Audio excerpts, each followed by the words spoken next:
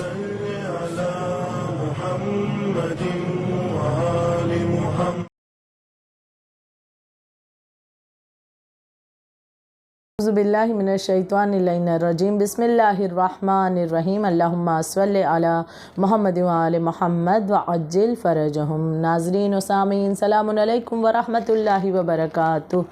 آداب زندگی میں آج ہمارا موضوع ہے ذکر الہی. بے شک یہ اہم موضوع جس کے بارے میں اس سے پہلے کہ میں کچھ ذکر کروں، اس سے پہلے کچھ باتیں اس حوالے سے کہ انسان کی فطرت کہ اللہ نے جب ہمیں خلق کیا ہے تو یقیناً اس کا مقصد یہ ہے کہ ہم اسے یاد کریں، ہم اس پروردگار عالم کا ذکر کریں. خداوند عالم کی یاد دہانی ہمارے ذہنوں میں ہونی چاہیے، اس کی عبادت میں مصروف رہیں، اس کے ذکر میں مصروف رہیں. لیکن اس دنیا میں ہم اپنی زندگی کو خدا سے دور ہو کر کے کبھی دنیا کی مال و دولت کی لالچ میں، کبھی آرام و آسائش کی لالچ میں، یہاں تک کہ ان تمام چیزوں کے پیچھے بھاگتے بھاگتے دوڑتے ہم اپنا سکون و چین و آرام و اطمینان سب کچھ گنوا بیٹھتے ہیں، اور پھر ہم پریشان ہوتے ہیں، اور پھر ایک نئی تلاش ہم شروع کرتے ہیں اس سکون کو حاصل کرنے کے لیے کہ کسی طرح یہ اطمینان ہو جائے، کسی طرح یہ سکون ہمیں واپس مل جائے. لیکن اس دنیا کی مصیبتیں، اس دنیا کی پریشانیوں میں اگر ہم نے اپنے آپ کو الجھا دیا تو وہ سکون، وہ تمام چیزیں ہمیں میسر نہیں ہوتی. لیکن انسان کیا کرتا ہے کہ بعض اوقات ان مصیبتوں کا سامنا کرنے پر سکون کی تلاش میں کبھی وہ ان کے در پر، کبھی وہ کسی کے در پر، کبھی کسی کے در پر بھٹکتا رہتا ہے کہ شاید ان کے ذریعے ہمیں اس دنیا کی زندگی میں کچھ راحت مل جائے، کچھ آرام مل جائے، کچھ سکون مل جائے، شاید اس مصیبت سے نکلنے کا یہ شخص ہمیں راستہ بتا دے. لیکن ہوتا اس کا برعکس ہے کہ اسے وہ رزلٹ نہیں ملتا جو وہ توقع کرتا ہے، اسے وہ چیز اطمینان اور سکون حاصل نہیں ہوتی کہ جو وہ ایکسپیکٹ کر رہا ہوتا ہے انسان کہ ہاں ہم اس کے پاس گئے تو یہ اس کے ذریعے ہمیں سکون ملے گا، بلکہ وہ اور زیادہ بے چین بے قرار ہو اٹھتا ہے اور پھر آخر میں اپنے آپ کو نا امیدی کی طرف لے جاتا ہے، جو کہ کفر ہے. یہاں پر ایک مثال دنیا کی دینا چاہوں گی کہ اگر ہم کوئی سامان خریدتے ہیں بازار سے، ہم نے مثال کے طور پر کوئی الیکٹرانک کی چیز ہم نے خریدی ہے اور خرید کر گھر لاتے ہیں، اگر وہ چیز خراب ہو جاتی ہے تو ہم اسے بنانے کے لیے جس نے اسے بنایا ہے اس کے پاس جاتے ہیں. یعنی کہ وہ چیز اگر جو ہم نے خریدی ہے، مثال کے طور پر اگر ہمارا سیل فون ہو، ہم نے اسے خریدا اور لائے گھر، کچھ دن استعمال کیے ہوئے تھے لیکن وہ اس میں کچھ خرابی آ گئی، تو اب ہم کریں گے یہ کہ جس کمپنی نے اسے بنایا اس موبائل کو، ہم اس سے رجوع کرتے ہیں. یعنی کہ اس کے جو بھی سروس سینٹر وغیرہ ہوتے ہیں اس سے ہم رجوع کرتے ہیں. کیوں؟ کیونکہ ہم یہ جانتے ہیں کہ یہ کمپنی جس نے اس چیز کو بنایا ہے وہ بہتر جانتی ہے کہ کس طرح سے اس چیز کی اس پریشانی کو دور کیا جا سکتا ہے، کیونکہ اس نے اس چیز کو بنایا ہے. بس یہی مثال ہم اپنے ذہنوں میں رکھیں کہ جب ہم کسی مصیبت میں آتے ہیں، جب ہمارا سکون و چین و اطمینان کھونے لگتا ہے، تو کیوں نہ ہم اس سے رابطہ قائم کریں کہ جو ان تمام چیزوں کا دینے والا ہے، جو سکون دینے والا ہے، جو اطمینان دینے والا ہے، جو مصیبتوں سے باہر نکالنے والا ہے، بے شک وہ رب، وہ اللہ وحدہ لا شریک، وہ پروردگار عالم، وہ معبود ہمارا کہ جو یقیناً جانتا ہے، بہتر جانتا ہے کہ وہ ہمیں کس طرح سے سکون عطا کر سکتا ہے. اور اس کا بہترین راستہ ہے کہ ہم اپنی زندگی میں سکون و آرام کو حاصل کر سکیں، اور اس کا بہترین راستہ ہے ذکر الہی، ذکر پروردگار عالم. لیکن اس سے پہلے یہ بھی واضح ہونی چاہیے بات کہ ہم نے سکون اور اطمینان تصور کسے کیا، کہ ہم کیا ایک پوش لائف اسٹائل، ایک اچھی، بہت اچھی زندگی کی ہم اسے تصور کرتے ہیں کہ جہاں بس دولت ہی دولت ہو، مال ہی مال ہو، آرام ہی آرام، دنیاوی مال کے اعتبار سے ہو، تو کیا وہی زندگی ایک مکمل، ایک بہترین زندگی، ایک پرسکون زندگی کہلائے گی؟ اگر ایسا ہوتا تو پھر ایسے مسائل کیوں آتے ہیں کہ بہت سے مالدار ایسے موجود ہیں کہ جن کے پاس مال تو ہے، سکون نہیں ہے، جن کے پاس دولت بہت زیادہ ہے لیکن محبت کرنے والے موجود نہیں ہیں، جن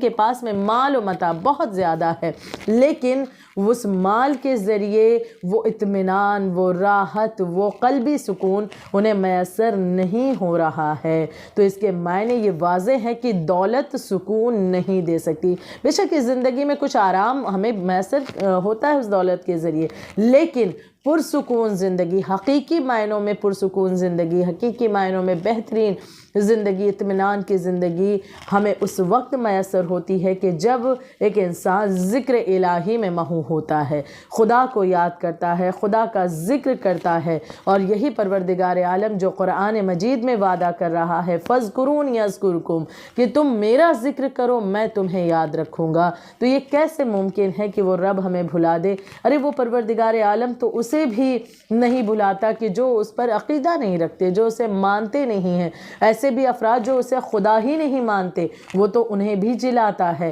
مثال ہمارے سامنے فرعون کی بھی ہے، نمرود کی بھی ہے، شداد کی بھی ہے، یزید کی بھی ہے، ایسے بہت سے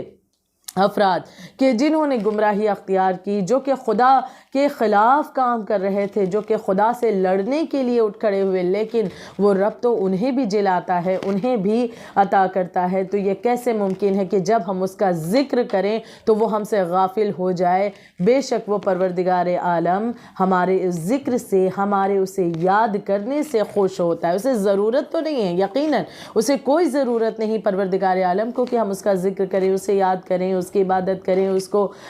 یاد رکھیں، بلکہ اس کا فائدہ ہمیں پہنچتا ہے کہ اس کے ذکر کے ذریعے دراصل ہم اپنی ان تمام پریشانیوں سے نجات پاتے ہیں اور ایک پرسکون ماحول کو پاتے ہیں۔ ہم اس دنیا میں ہی اس بات کو نوٹس کریں کہ اکثر زیادہ تر انسان نے، ہم ہر ایک نے اس بات کو نوٹس کیا ہوگا اپنی زندگی میں کہ اگر کبھی ہم خدا سے غافل ہونے لگے یا کبھی ایسا معاملہ آیا کہ جہاں پر کوئی بڑی مصیبت آ جاتی ہے، تو ایک وقت ایسا بھی آتا ہے کہ جہاں دل ہمارا خود اس بات کی طرف ہمیں آمادہ کر رہا ہوتا ہے، ہمیں کہہ رہا ہوتا ہے چیخ کر، ہماری روح ہم سے کہتی ہے کہ اگر سکون چاہیے تو خدا کا ذکر کرو، اس کی عبادت کرو، اسے یاد کرو۔ اور جب ہم اپنے رب کو یاد کرنا شروع کرتے ہیں تو ہم دیکھتے ہیں کہ وہ مصیبتیں، وہ پریشانیوں کے بادل دھیرے دھیرے رفتہ رفتہ چھٹنے لگتے ہیں۔ تو بے شک وہ ذکر الہی کہ جسے اللہ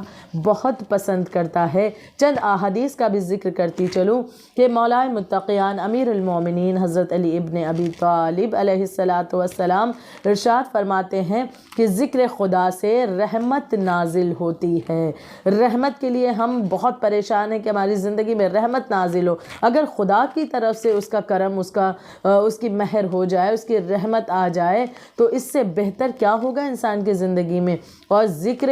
خدا کو یاد رکھنا، خدا کا ذکر کرنا، تو اس کے ذریعے امام فرماتے ہیں، معصوم فرماتے ہیں کہ رحمت اس انسان کی زندگی میں نازل ہوتی ہے۔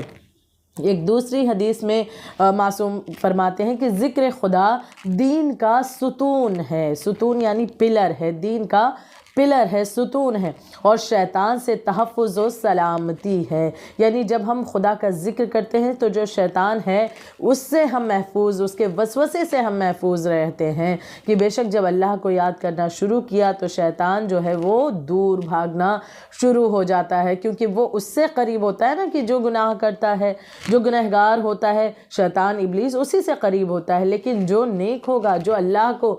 یاد کرے گا، جو اپنے رب سے کبھی غافل نہیں ہوگا، شیطان ہرگز اس کے قریب نہیں جا سکتا۔ تو ذکر الہی، ذکر خدا کے ذریعے شیطان کے وسوسے سے بھی انسان محفوظ رہتا ہے۔ اور ایک اور حدیث کا ذکر کر دوں کہ امام علی علیہ السلام ارشاد فرماتے ہیں کہ جو خدا کو یاد کرتا ہے خدا اسے یاد کرتا ہے۔ قرآنی آیت جس کی طرف اشارہ کرتی ہے کہ اگر خدا فرماتا ہے قرآن مجید میں کہ تم میرا ذکر کرو میں تمہیں یاد رکھوں گا۔ اس حدیث میں بھی مولا متقیان فرماتے ہیں کہ بے شک خدا کو جو یاد رکھتا ہے، جو خدا کا ذکر کرتا ہے، پروردگار عالم اسے یاد رکھتا ہے۔ یاد رکھنے کے معنی کیا ہے؟ یعنی کہ خداوند عالم اپنی رحم و کرم اس پر بنائے رکھتا ہے، اسے تنہا نہیں ہونے دیتا، خداوند عالم اس کے ساتھ ہوتا ہے۔ جو خدا کا ذکر کرے، خدا کا ذکر کرنے والا اگر دنیا میں ظاہراً تنہا ہی کیوں نہ ہو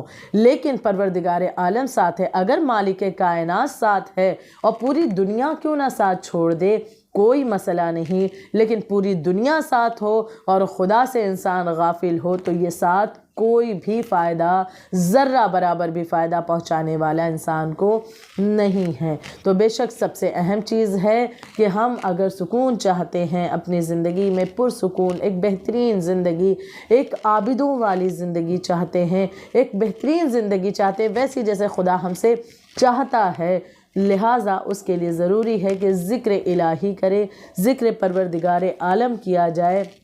خدا کا ذکر کرنا چاہے وہ نماز کی شکل و صورت میں ہو یا کسی بھی نیکی کی شکل و صورت میں ہو، عبادتوں کی شکل و صورت میں ہو، بے شک خداوند عالم کا ذکر کرنا بے حد اہم، بے حد ضروری، بے حد مفید ہے۔ یہاں تک کہ اس بات سے ہم اندازہ لگائیں کہ اگر پروردگار عالم کی شان میں تعریف کرتے ہوئے، اس کا ذکر کرتے ہوئے اگر ایک مرتبہ کوئی سبحان اللہ بھی کہتا ہے تو اس کے نامہ اعمال میں بھی بے شمار فوائد اور جزا لکھ دی جاتی ہے۔ ایک مرتبہ اگر سبحان اللہ ہم کہیں، یہاں تک کہ روایت میں ذکر ہوا ہے کہ ایک بار سبحان اللہ کہنا چاندی کے پہاڑ کو راہ خدا میں دے دینے کے برابر ہے، یعنی اس سے بلکہ بہتر ہے۔ یعنی ایک چاندی کا پہاڑ ہو، سلور کا بنا ہوا چاندی کا پہاڑ ہو، اسے راہ خدا میں دے دیا جائے، اسے راہ خدا میں دے دینا اس سے کہیں زیادہ بہتر ثواب، بڑھ کر ثواب کیا ہے؟ ایک مرتبہ اگر سبحان اللہ ہم کہتے ہیں، اگر ایک مرتبہ سبحان اللہ کہتے ہیں تو اس کا ثواب یہ ہے۔ تو ہم اندازہ کریں کہ اگر ایک مرتبہ سبحان اللہ کہنے کا ثواب اتنا زیادہ ہے تو ہر لمحہ خدا کا ذکر کرنا، خدا کو یاد کرنا تو کتنا فائدہ اس انسان کو ملے گا۔ پروردگار عالم ہمیں بحق محمد و آل محمد توفیق عنایت فرمائے کہ ہم ذکر الہی میں اپنی زندگی بسر کریں۔ ربنا تقبل منا انک انت السمیع العلیم۔